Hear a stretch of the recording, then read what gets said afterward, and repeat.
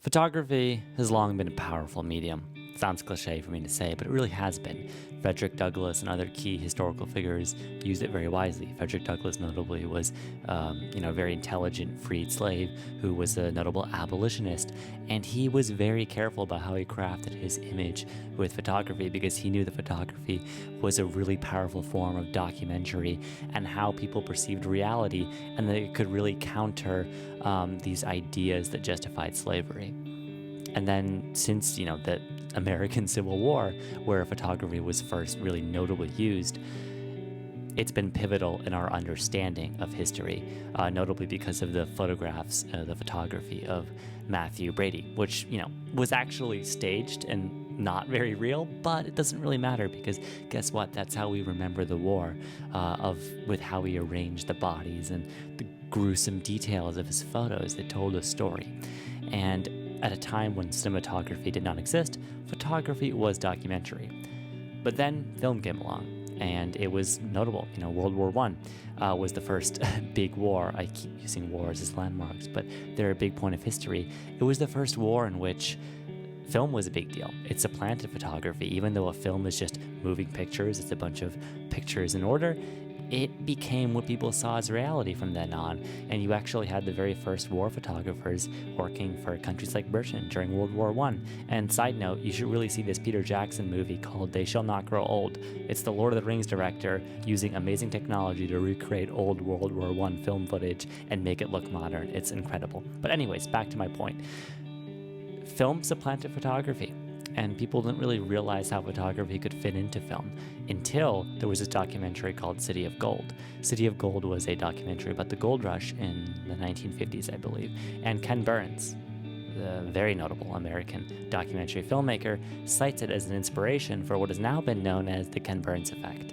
The Ken Burns effect is how you translate photography into film, and it has been most powerful and significant in documentaries, notably Ken Burns documentaries. It keeps the viewer visually engaged by panning and scanning across an image while there is some kind of narration or music or emotion going on, and it adds to the emotion of a scene and frees the filmmaker from having to rely on purely cinematic filmic content and lets them use photo in examples like the Civil War, where there is no film available and photos are all they have to rely on.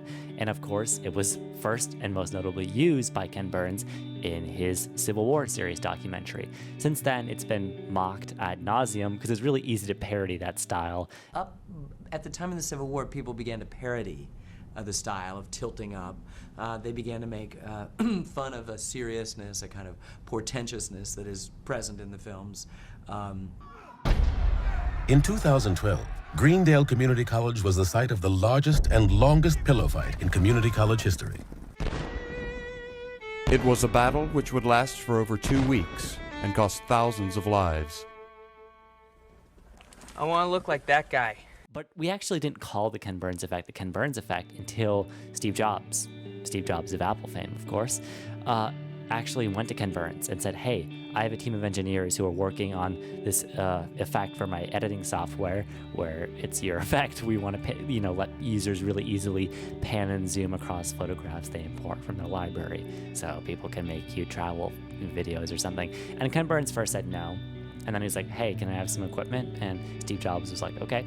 And so a deal was made. And since then, in Apple editing software, iMovie, Final Cut, it's been known as the Ken Burns effect, this panning, zooming, pan scan, whatever you want to call it, effect where you move across an image to tell a story as you're describing that image or playing music over it or doing something filmic with it.